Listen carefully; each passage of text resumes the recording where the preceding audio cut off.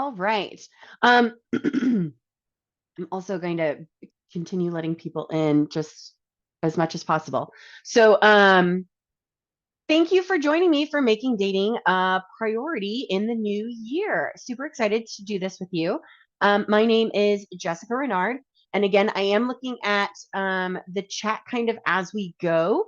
So feel free to enter any questions in there. I have like three screens. So I've got my main screen, I've got a screen up here, and I've got a screen up here. So if I'm looking all over the place, that's what's going on. But yeah, I'm super excited to have you guys here and to talk about dating. Feel free to ask any questions in the chat. Feel free to come off mute when I ask for questions, and I'll be pausing kind of after every slide just to kind of see if there are any questions and kind of what that looks like for you guys. All right.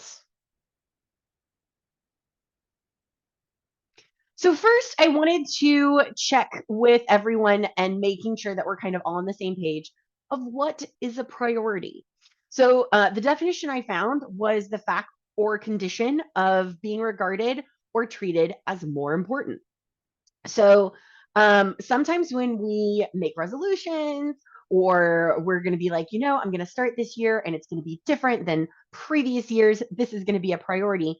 Sometimes we forget how many other things are also priorities.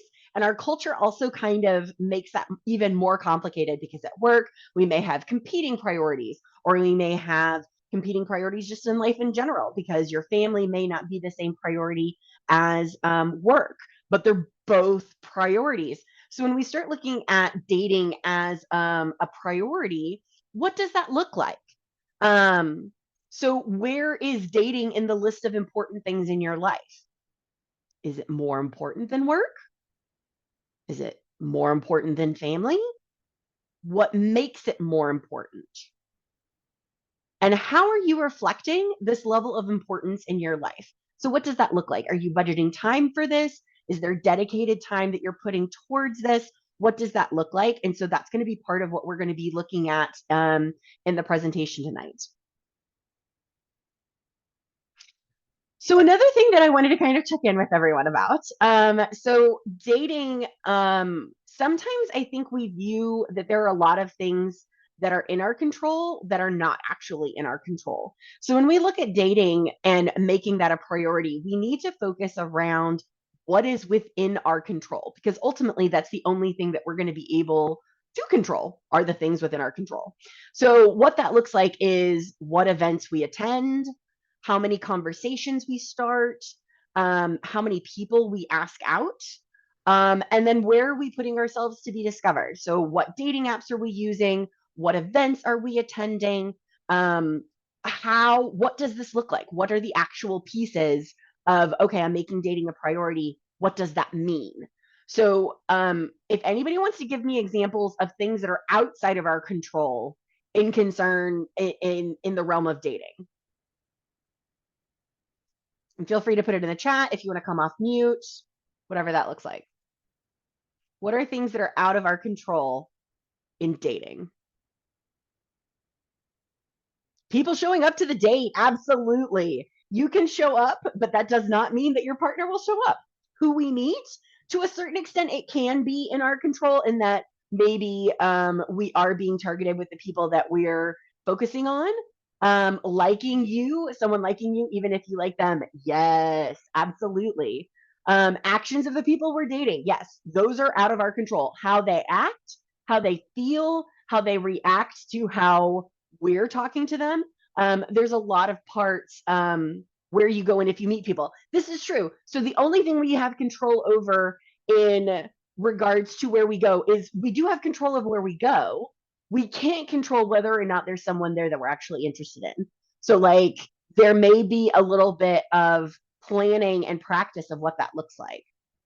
Getting ghosted, absolutely. If someone doesn't want to engage, we can't make them engage, and we don't know what the reasons are that they're not engaging or not having the conversation, and being aware that that is not a reflection of us. Obviously we can't control that.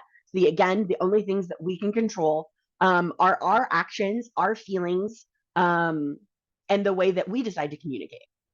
Difference in what respect is, absolutely. And there's a way to handle that if we're looking at respect of having conversations of those expectations. So, and that's what I think a lot of people are sometimes missing in dating, is having those conversations about expectations, because then you're assuming that they have different expectations than you do, or we're assuming we're on the same page and we're not actually on the same page, which can cause a lot of conflict. Weeding out fakes from the real people. To a certain extent, Atlanta versus a small town, yes, location is very challenging. I live about an hour outside of Atlanta. It is a whole different ballgame than if I were to live inside the perimeter.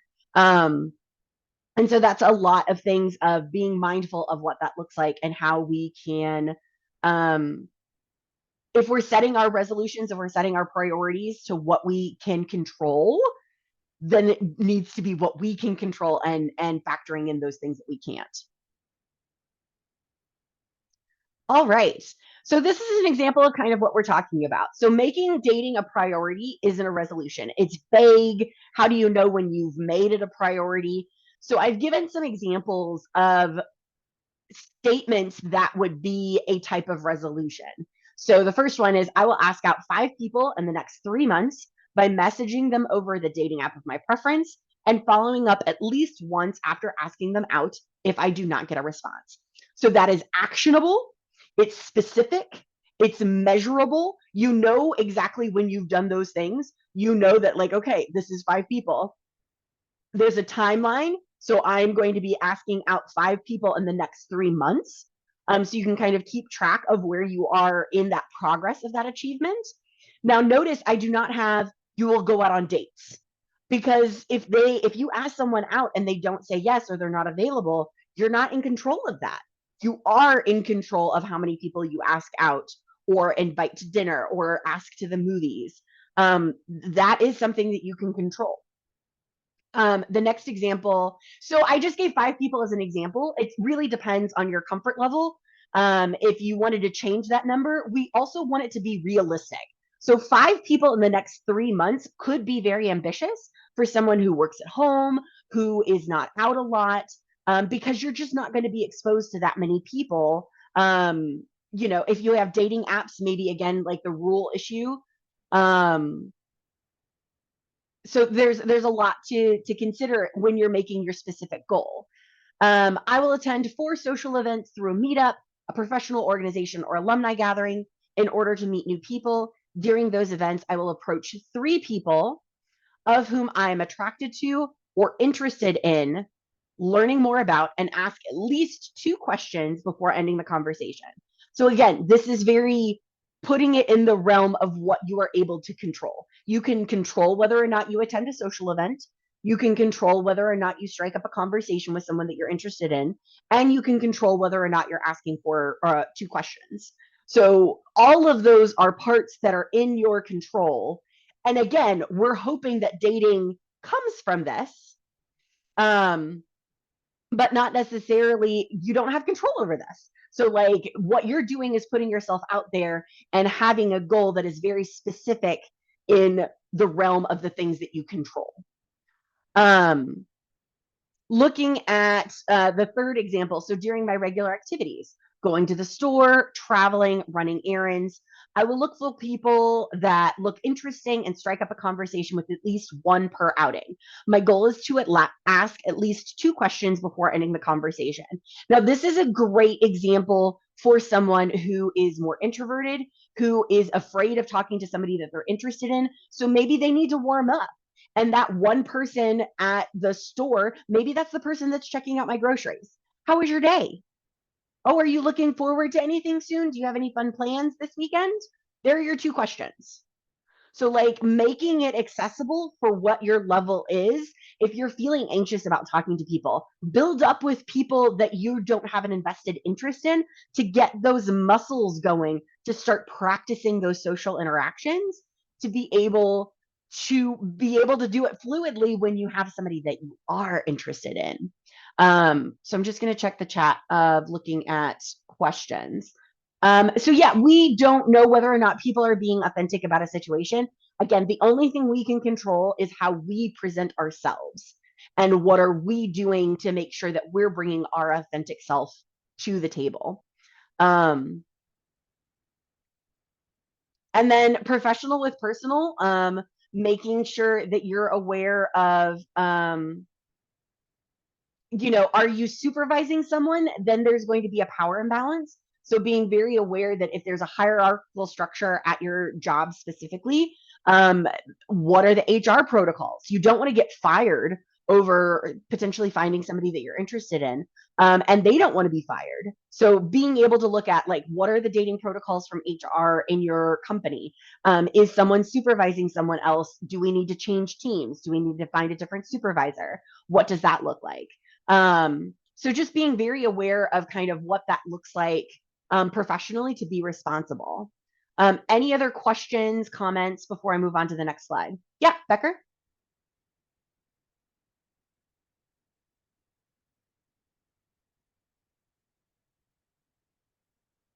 Sure. Sorry, I have two remote little mices, whatever. I got three Yeah. screens too. It's like, oh shit, which one am I using here? So I guess like my question was on the professional organization. So I work from home and I work with a lot of networking events, and Mhm, I'm sometimes wondering, oh, they're pretty attractive, but then you don't see a ring. So mhm. I guess where I am not quite sure of how to kind of like subtly go into that conversation. I have no problem talking to people, obviously, Mhm. but I just don't quite know like So it how. sounds like that what you're struggling with is being subtle, and unfortunately, in that particular situation, you have to be fairly frank, because if someone doesn't know that they're being asked out, they can't respond with the information that you're looking for. Right, but I guess that I don't know where or how to even start that conversation other than, "Hey, are you single?" So, So you it know. could be like, "Hi, I see like you have this really great suit," or "I love your shoes," or "That was really great meal that we had. Do you like eating food? Like, do you have a particular type of food that you like?" So what questions are we asking to starting to engage them in conversation? Mm. And then if you find a topic of interest, like, "Oh, I also really love that movie and it's playing next week. Would you be interested in going to that?" That is going to be like, "Actually, I have a girlfriend, or I'm married, or whatever." Ideally, they're going to volunteer that information. Again, we only have control with how we show up. That's the only Okay. thing we have control over. Alright. Cool, thanks. You're welcome. Any other questions? Okay. Um, be mindful of how you show up to the date. So if we're looking at having dating as a priority, we also need to be mindful of the mindset that we're bringing to the date. If we're thinking that this is going to be a waste of time, or they're not going to even like me, or I'm just going to be miserable, you're probably right, because this is what you're putting out to the universe. So, how can we look at reframing some of those things? Because if you're in this mindset, you're probably not going to have a good time, and your date's probably not going to have a good time. And that's just kind of a terrible experience for everyone. So, how can we look at reframing some of those thoughts to be more positive? And again, looking at the things that we control. So maybe I'm meeting a new person who could be a great new friend or professional contact. Maybe we don't hit it off romantically. Maybe they could connect me to someone. Or I'm learning about someone new who could introduce me to either a new hobby or another person, or somebody who could be impactful in my life in another way. So again, this if we kind of have these blinders on of like, marriage, the only thing I am focusing on is marriage, and if I can't marry this individual, this was a waste of time. That is going to be a really disappointing experience for a lot of people. If you're more open and like, how does this person fit in? Do I enjoy this person? What does this person bring to my life? That is a much more open way to view interacting with people, to be able to get something out of this experience. Um, Also looking at, okay, I'm excited to go axe throwing. I'm excited to have this eat at this restaurant because I've wanted to eat at this restaurant for a long time. So I'm really excited to do that. The date is secondary. Like, yes, I want a relationship and I want a partner, but what can I control in this situation? I'm really excited about the food. I'm really excited about the activity that we're doing. I'm going to focus on that and I'm going to have a really great time. And maybe my person is going to also have a really great time and we're going to have a blast. And like that mindset is a much more positive. And I'm definitely a student of like the law of attraction. The universe wants to fulfill your dreams. So if you're concentrating on like, oh, this is going to be such a waste of time, he's going to be stupid or she's going to be dumb, and like it's just a waste. It will be a waste of time because you have already convinced yourself that it's a waste of time. Um, and maybe it's not about the food or the activity. Maybe I'm excited to wear this outfit because I feel good. Like I feel good about myself. I feel confident. And this is how I'm going to express myself on this particular activity. So taking it out of the hands of the person that you're with, like I'm just gonna have a good time. I'm excited. I'm looking good.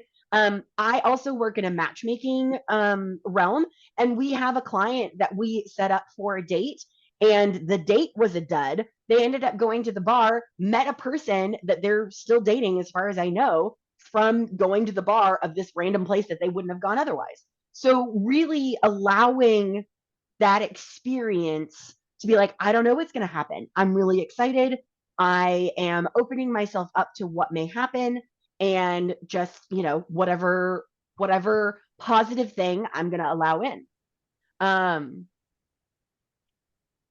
let's see. Looking at so catfishing is really challenging. That's why we look at what events can we go to in person, because if we're meeting people in person, that's going to be a whole lot easier. Like they're not going to have pictures that don't look like them. You're meeting them in person.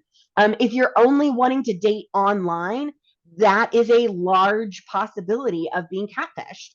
And I don't know that there's anything, again, putting it in the realm of what you can control. You can't control other people's actions. So maybe it's I would really like to have a video call before we meet in person, just because I have been catfished a couple of times, and I would really appreciate if we did a video call before we, went to dinner or something, so that you at least know how they show up.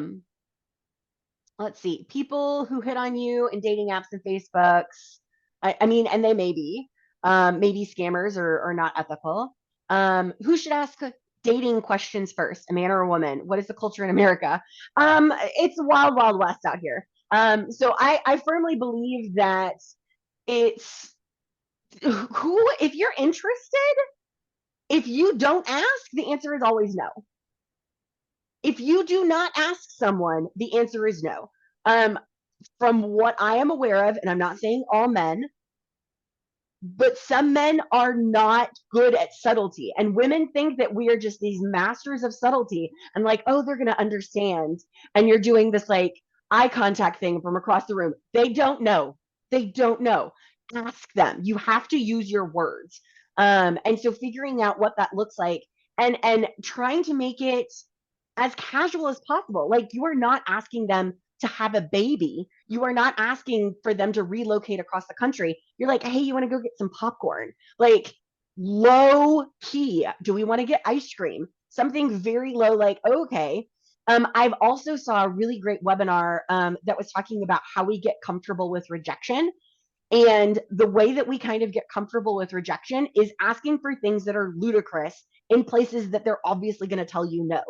So, like, if you go to Starbucks and ask for a pizza, they're going to be like, no, we don't, like, what are you doing? You're what? And maybe even telling the person that you're asking that, so you don't want them to think that you're a complete idiot, and be like, hey, I'm working on rejection. I'm going to ask you for a pizza and you're going to tell me no, and this is how I'm practicing that.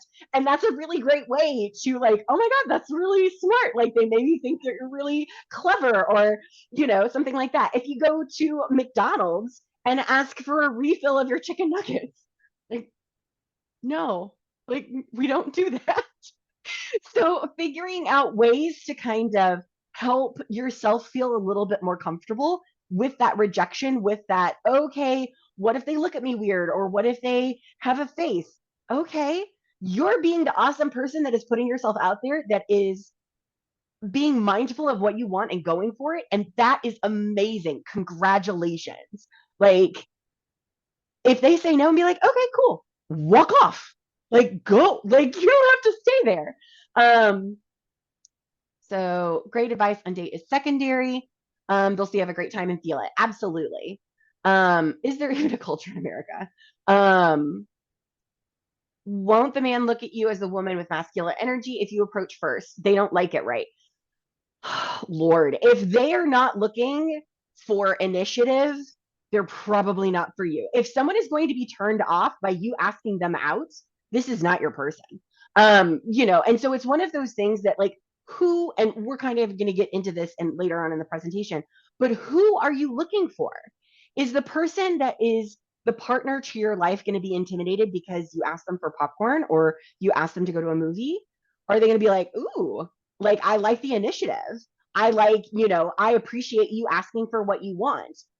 Okay, if that's too much masculine energy and you're not looking for that, go find less. Like, I'm not here to change myself to fit you. And figuring out a way to look at that. Because same way, not interested in men with your shirt, just nervous to approach. Where's this bar? Women are much more picky and choosy.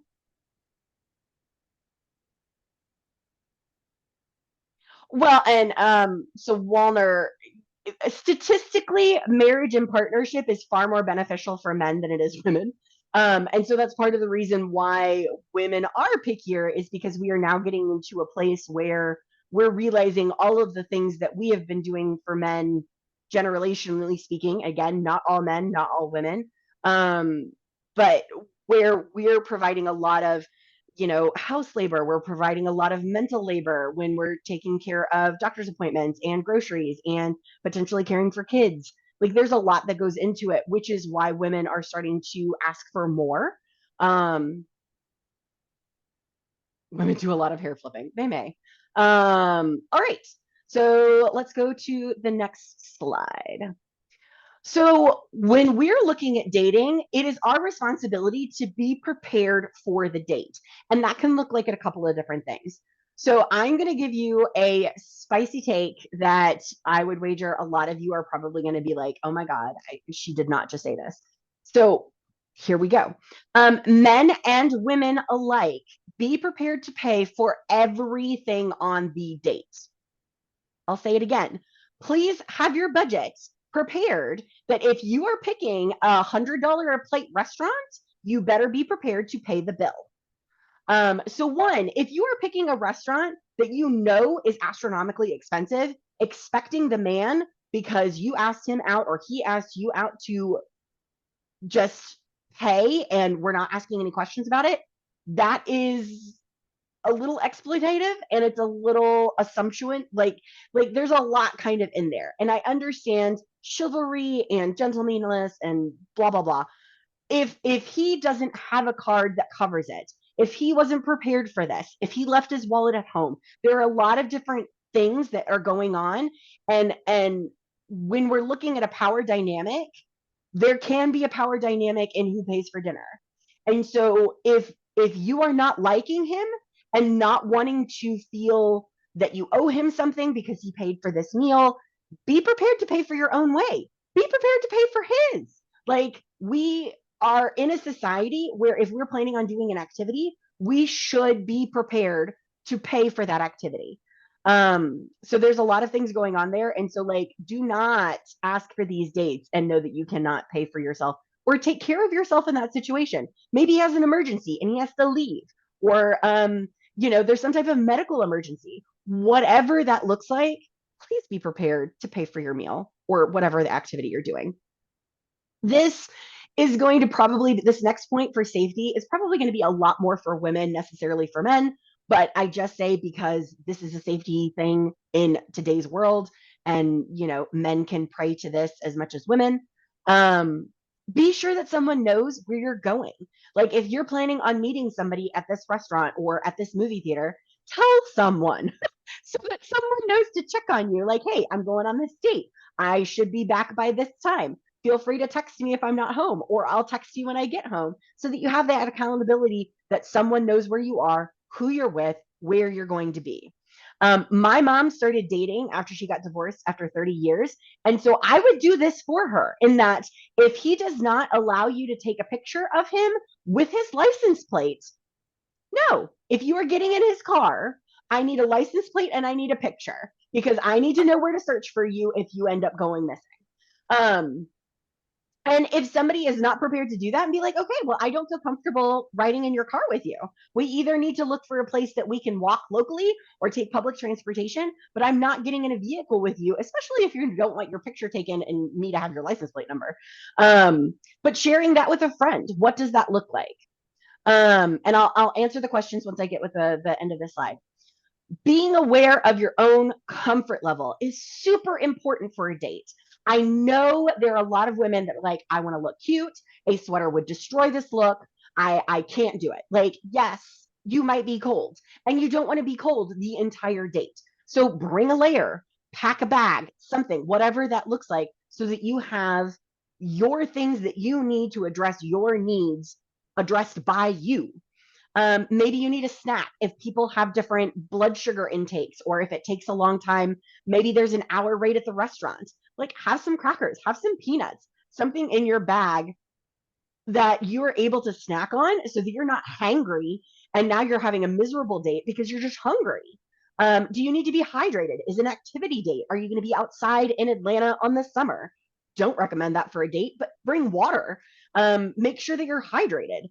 Have you slept well? If you have a first date and you're out until 6 in the morning and trying to crash before this date, you are not going to be prepared to show up well. You are not going to be your best self. Making sure that you have enough time to get there so that you're lowering your stress. The first dates are incredibly stressful, and we do these things that make it worse, in that we're trying to be cool and we're cold and now we're hungry because I need to be able to eat food, and then you're all tangled up into knots and you're not able to actually be yourself. So the person that you're with has no idea who you're actually like, because you've tortured yourself into this prison of, I'm hungry and I'm stressed and I'm cold and I'm not happy, and you're not going to be presenting well on this date. Um, okay, environmental awareness. And this is some common things, but a lot of people may need that pointed out. What does traffic look like? Anybody who is from Atlanta knows that you can have 2 Atlanta zip codes and it still take 30 minutes to get there, like, or an hour. Like, traffic is insane and it's unpredictable. So look at where the restaurant is. Look at where you're meeting this person. Are the road conditions bad? Is it raining? Is it snowing? Is there any other environmental condition that would make this challenging to get there? Plan extra time. Be there early. What does parking look like? Do you have to park on the road? Do you have to find a deck? Do you need to pay for parking? What does the restaurant or location look like? Am I aware of how to access this? Am I aware of how close parking is to the restaurant that I'm planning on going? Do I know, if I am a female at night, if it's lit? Do I feel safe walking down the street to whatever the parking situation is, to whatever the location is? Would I need somebody to walk me there? If I don't feel comfortable with my date, what does that look like? So making sure some of those things are kind of planned out, that you're feeling comfortable, you're feeling confident, and you have thought about these situations ahead of time, to where you're not like, oh my God, I don't ever want to date because I was in this alley and I was so scared and I wore these high heels and I felt really vulnerable, or, I wasn't dressed appropriately, or whatever that is. And then I have some clients in the matchmaking field that have very strict dietary needs. And so if someone offers to take you to dinner, great. You don't take a vegetarian to a steakhouse. So, like, what does the menu look like? Are there any allergies? Do I need to call ahead to see if there's a gluten-free option, or if there's a vegan option or a vegetarian option? If I'm allergic to something kind of odd, like beets or something, like, does this have beets in it? Like, let me know ahead of time to make sure that I have something that I can eat on this menu. If you don't have something to eat on the menu, ask to change locations, Like, and maybe provide a suggestion. Like, hey, I really love this place. Can you check out the menu and see if you would want to go there? Because I know that they have food that I like for whatever reason. And you don't need to disclose that you have a gluten allergy or you're allergic to peanuts or, you don't eat meat. I mean, they'll probably figure that out at some point. So disclosing that's probably not a bad idea. But like looking at communicating with the person that you're wanting to potentially be a partner of, hey, I'm feeling a little uncomfortable because the parking's a little sus and at night and I don't feel comfortable walking. Can we change it to this location to where I feel comfortable and I know that there's lit parking lots? Whatever that looks like, but having that communication. Okay, I'm going to check the chat for any questions. And yeah, Becker? Yeah, okay. So going back to your budget, I have no problem paying for a date, but what I have Perfect. found is that when I'm doing that with said person, we go on another one, they're Mhm. expecting that. So I guess that where my thing is, I get a little agitated where they're like looking at me to pay again. And I just don't know how I get, well, for me, I'm like, bad dude, I pay my half, you pay yours, peace out. So, Okay. and that's where I just automatically go because I don't want to build that expectation on his end because Sure. yes, I've seen the transition of how men and women date and how we are evolving Hmm. into completely different non-traditional ways. So I Hmm. guess that's where I'm just like, well, how am I supposed to like how I guess when like I don't wanna go up and be like, "I'm not gonna always pay for you, but, since I asked you out," right? It's So, those weird, awkward situations at the yeah, beginning of the dating. absolutely. And I think a lot of this comes down to so much of dating we view as, oh, well, they'll just know, or we'll just have this expectation, or they'll just understand. No, nobody knows, nobody understands. Talk. If you're not talking, we're not on the same page. So maybe it's when we ask out, like, hey, since I asked you, it'll be my treat. Or, like, since I paid this time, how about you get our next one? Because I would really like to see you again. You know, something like that to where it doesn't need to be like, all right, your total is $51.04 and I need that in exact change. Like we don't necessarily need to make it militant or aggressive. But maybe like, and maybe that is just a learning experience. Like, oh, okay, he took that kind of weird. Maybe this is not something that I'm feeling comfortable with. Or like, hey, we had this really awkward moment at the end of dinner where it kind of felt like you wanted me to continue paying for all of your meals and that made me feel a little taken advantage of. Thoughts? um like what was your take on that moment? And just having that conversation. uh okay, so I'm just trying to see all of the comments. um there's a lot of comments. You guys are really active. I love this.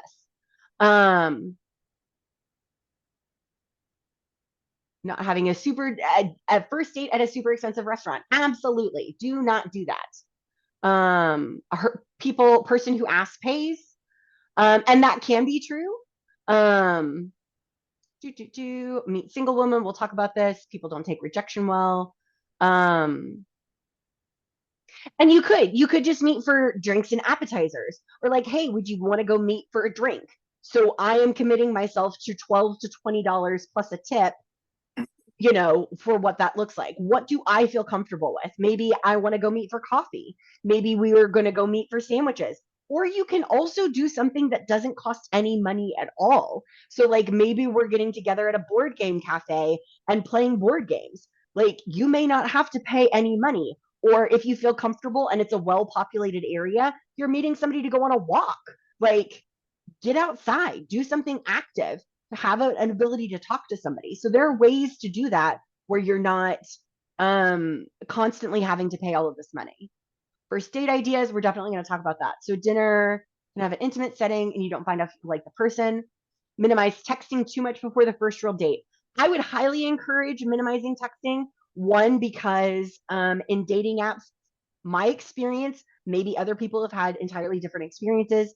You develop this almost emotional relationship through chat, and the chatting is going to have a different tone because, as we all know, we can't understand if I'm laughing, if I'm being sarcastic, if I'm pissed as hell. Like, we don't know what that looks like in chat. We try and use emojis, but that can get really lost and convoluted. So the more that we chat, for the most part, my kind of guidelines is, if I'm meeting somebody online, I want to take it offline as soon as possible. I want to make sure they're showing up as that person. I want to make sure that I know what their voice sounds like. I want to make sure that I understand tone and how they use their words. Some people, especially because we're having generations that have come up mostly digital, are really not great at having in-person conversations. So they may be giving these like hugely amazing words and sentences over text, and then you're meeting them and you're like, yes.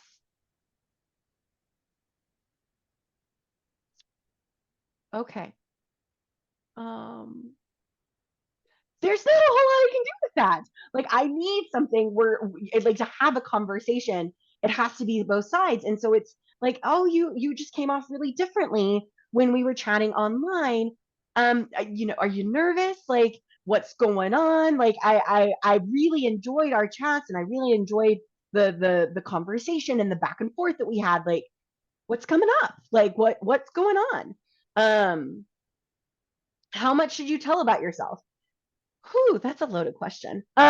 So we want to be honest and authentic with ourselves. We don't need to know about your dog that died when it was 5, and this was a traumatic incident. Like, there is a certain level of vulnerability of like, oh, I'm having a rough time just because my mom died this time last year. Okay, like, I understand that. Like, tell me about that. We don't need to go into all of your trauma for your last 20 years, or how your ex was an entirely terrible person and stalked you. Way too much for a first date. Right now, we're just getting to see, like, do I enjoy this person? Could I have some common interests? Are we having a conversation that flows fairly easily?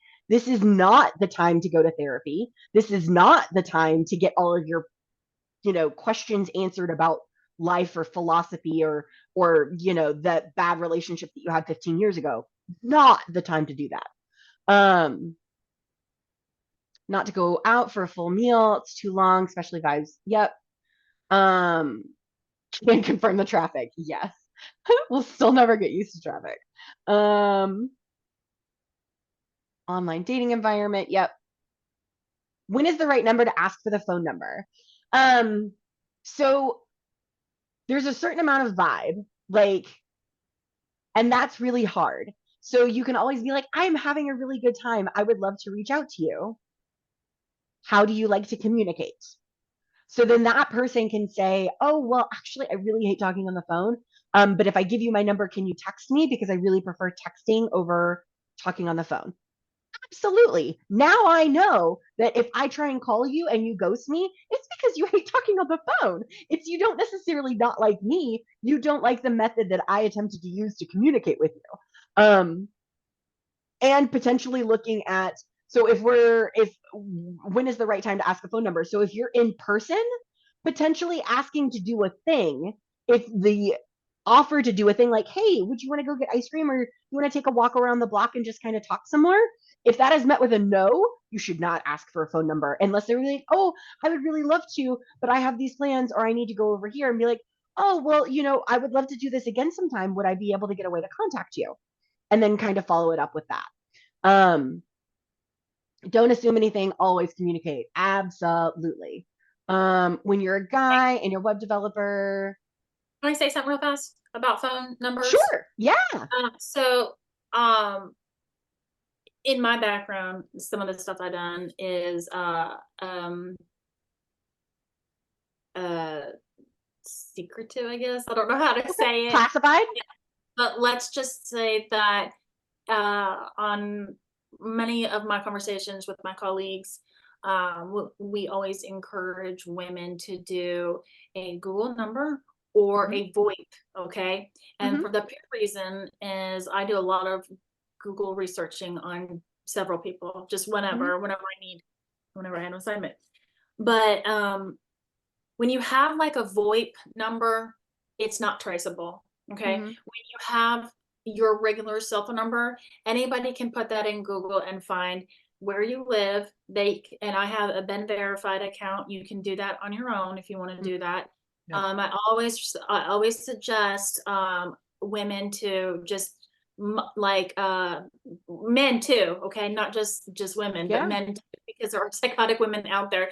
But I'm just saying, just protect yourself, you know. Mhm. And a lot of people just don't realize that. And so when you're going from that Hinge app or Bumble or even eHarmony, and you get to that talking point, it's just so, it makes you feel good that, hey, you had a great conversation on the app. But once you start really talking to that person, you're like, oh my God, I gave this person my cell phone number.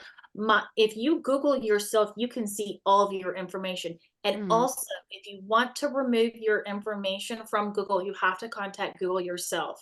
You Okay. have to contact those people. I've done everything. I wiped everything out because I learned all this stuff, and I was just like, oh my God, like, Yeah. these people they know my dog's name. They know my mom's name. You can look up my mom. You can look up my dad. You can look up my sister's brother-in-law's mom. Sure. You know something about everybody. And that is public information. Hmm. And that's a So great point. Thank you very much. That's definitely a safety feature to be aware of. When you're a guy and are a web developer and it's like a topic, and then she works as a secretary or something, do you split the bill? Again, having that conversation about who feels comfortable.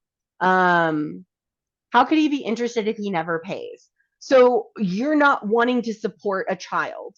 So, I mean, you're wanting a partner. Obviously, the things that we're looking for in a partner are going to show up in ways. So, like, hey, I noticed that I've paid for the last couple of dates. I am really interested in you, but like, I do feel like there needs to be a reciprocal thing. Like, what's coming up for you? Like, what does that look like? And kind of getting more information that way. Um, Okay. Um, yes. So we're going to be talking about like a meetup activity that you both already like. Make it a casual test state. Absolutely. Um, Burner phone. Oh. Uh, okay. So moving on. So one of the things that's really important to remember is a lot of the times that we spend like, oh, I'm going to be dating and dating is a priority. We think that everything needs to come from the other person. And we think, well, clearly I'm an amazing person. I don't need to do any work. You do. I promise you do. So if we're looking at a long-term relationship, some of the work that needs to be done is on yourself.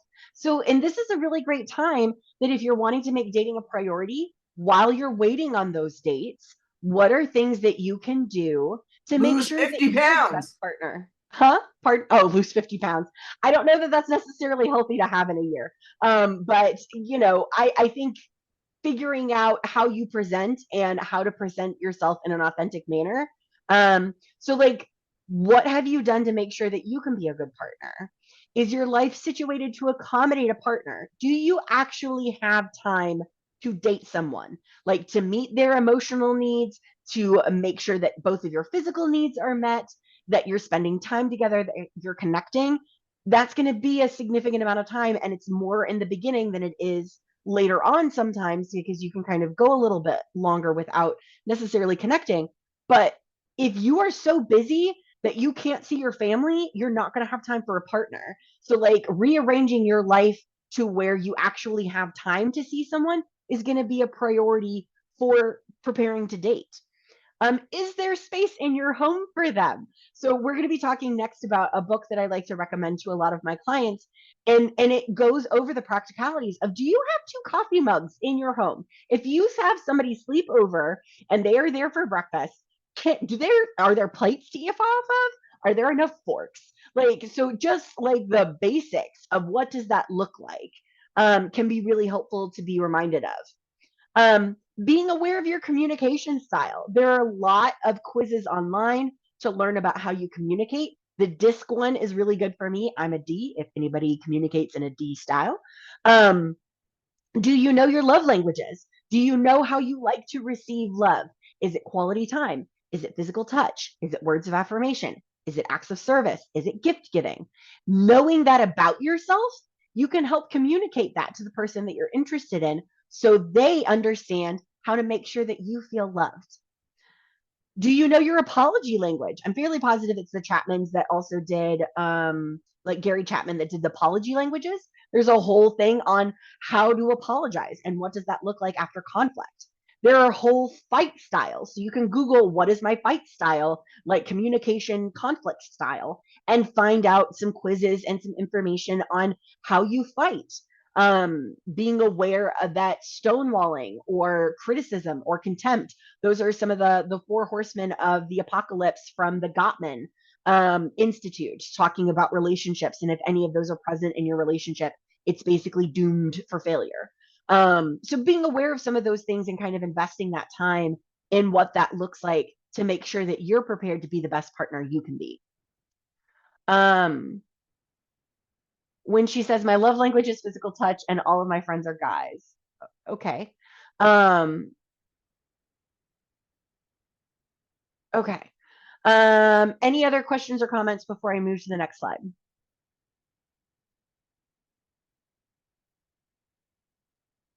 Oh, and thank you for the background check. So this is the book that I like to recommend for clients. It's called Calling in the One, 7 Weeks to Attract the Love of Your Life. What I really love about this is, one, it is written by an LMFT, so a licensed family marriage therapist who found her person in her 40s.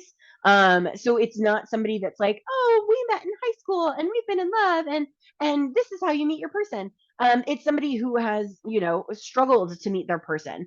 What I love about this is these are the different kind of weeks. So the first week is preparing for love. The second week is completions.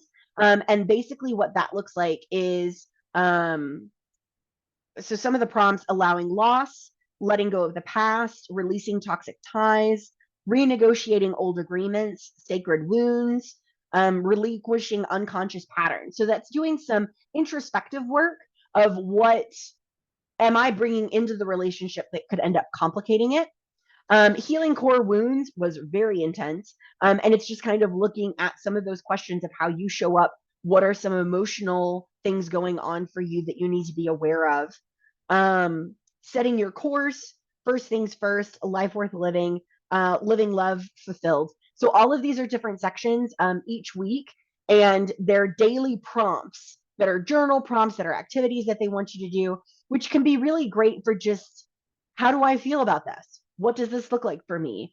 Am I really intentional about this? Or do I get started in this, like, okay, maybe this is not what I want. Maybe I just need a best friend, or I need, friends with benefits situation. Maybe I don't want an actual partner, figuring out what that actually looks like for you. Uh, how are we clear about what you want in a partner? So I think a lot of times people get very tied up in everything that looks like, um, well, they need to be over 6 foot, or they need to be a size 2, or they need to have this type of skin tone and this type of hair. Okay, how do they make you feel?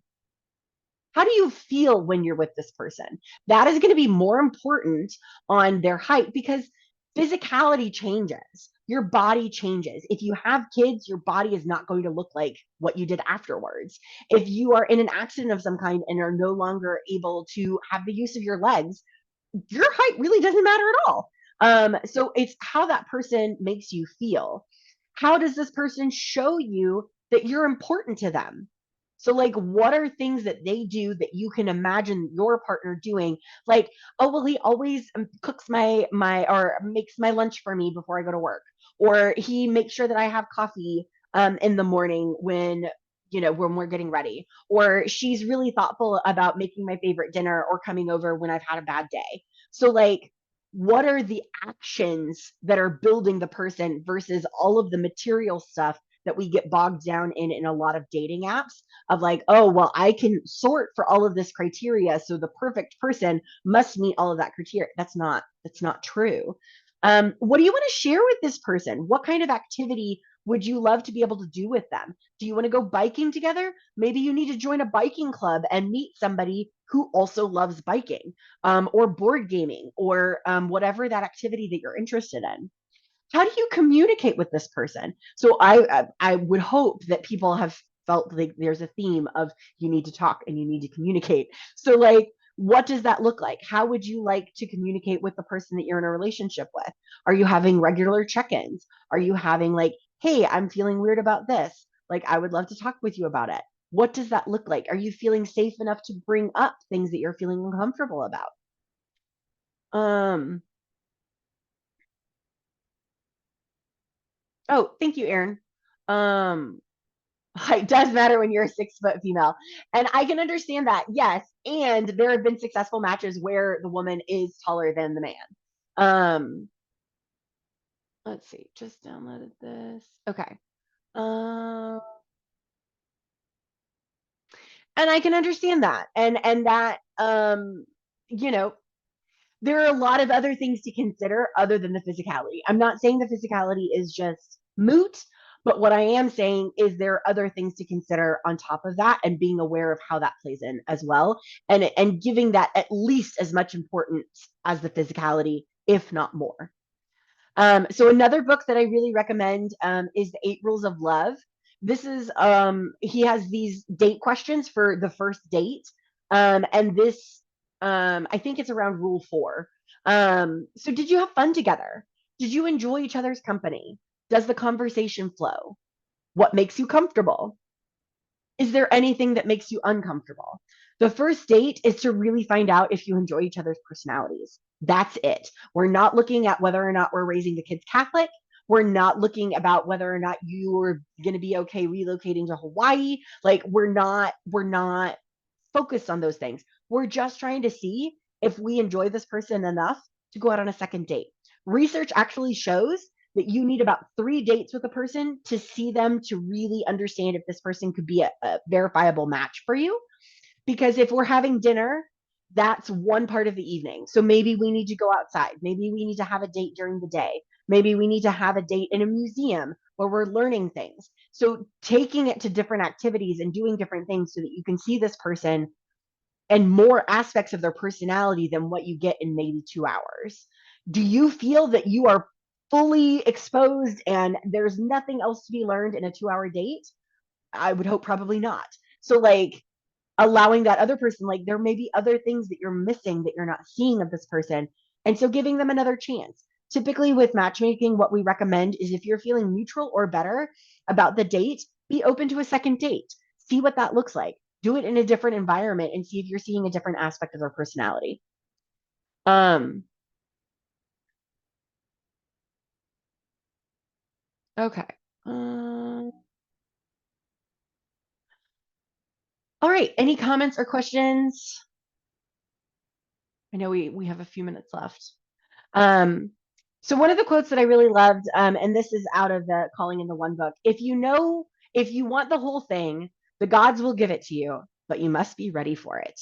And I think that's what a lot of people are like, oh, I want a partner. And then something happens and they're finding themselves in a relationship. And they're like, whoa, whoa, whoa, I was not prepared for this.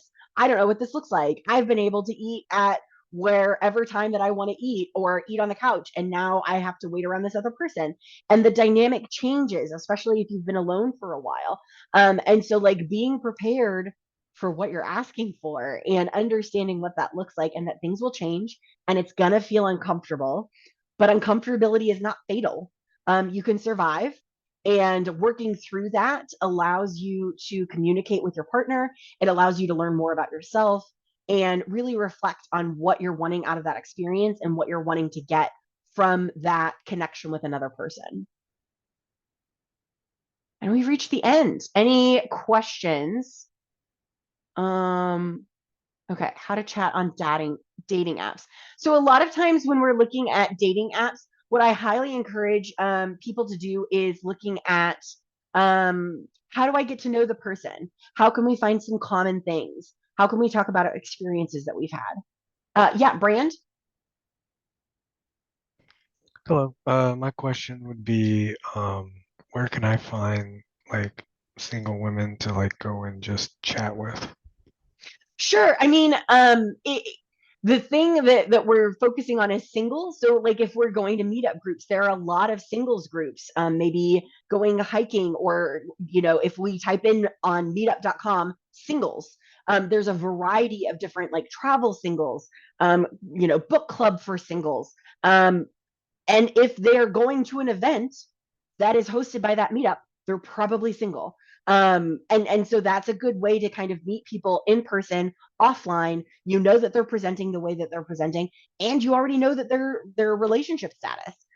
Sometimes there are events that are singles mixtures or speed dating events, that could be happening through alumni associations, professional networking. Like if you're a member of a particular association for tax attorneys, or a particular association for student affairs professionals, that they may have a singles mixer or something to designate single status. I think what may be helpful is to, like, I'm not supposed to talk to this person if they're not single, may be standing in your way, because what if you just learn to have really great conversations with women and then you find out they're single? Because if we're having like, oh well, I'm not going to waste my time on you, you're married. I mean, if they have a ring, that's a fairly good way to know that they're not single. Oh, go ahead.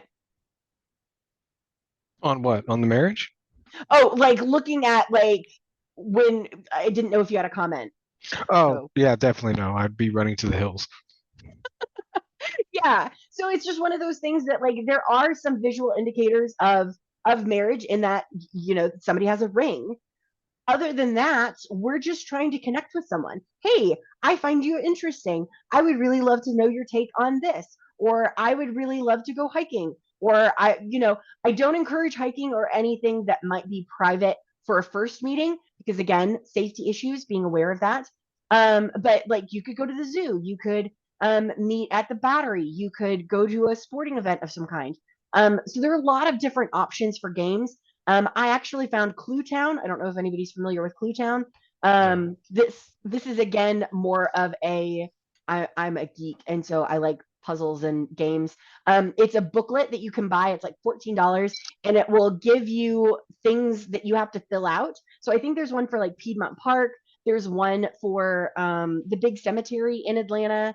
They'll have them to like explore different areas of downtown, or different public areas, to where you can buy a puzzle book, and it's like, okay, go to this place and find what's written here and fill in this ad lib, or answer the question of who is here, blah blah blah blah, and then that gives you the next clue for the next thing. And so you spend 2 hours filling out this little puzzle book and finding the different locations, which can tell you a lot about a person. And it's a really fun date, and it's cheap, and maybe you get food stand, food cart food. um any other questions, comments? Thank you, Kimberly. Yeah, and I'm gonna go ahead and stop recording. So if anybody's like,